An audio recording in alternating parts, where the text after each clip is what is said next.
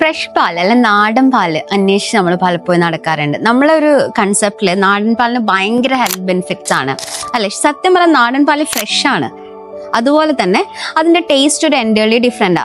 പക്ഷെ മനസ്സിലാക്കുക, packed milk ആണെങ്കിലും അല്ലെങ്കിൽ നമ്മൾക്ക് പല ടൈപ്പിലുണ്ടാവും കേട്ടോ കിട്ടുന്നത്. നമ്മൾ കാച്ചി പാല് കുടിക്കാനുണ്ടോ, പുറത്ത് ഫ്രീസറിൽ വെക്കണ്ട, പുറത്ത് കീപ്പ് ചെയ്യാം എന്ന് പറഞ്ഞിട്ട് കിട്ടുന്ന പാലുകളും ഉണ്ട്. അപ്പൊ ഏതാണെങ്കിലും ഇത് ശരിക്കും എന്ന് പറഞ്ഞാൽ ഹൈ ടെമ്പറേച്ചറിൽ ഹൈ ടെമ്പറേച്ചറിൽ അതിലുള്ള ജേംസിനെ ഒക്കെ കില്ല് ചെയ്തിട്ടാണ് വരുന്നത്. ആൻഡ് അതുകൊണ്ട് തന്നെ ചെറിയൊരു അൾട്രേഷൻ എന്ന് പറഞ്ഞാൽ ടേസ്റ്റിലെ ചെറിയൊരു അൾട്രേഷൻ നമുക്ക് ഫീൽ ചെയ്യും. പക്ഷേ അത് ഭയങ്കര ഹെൽത്തിയാണ്.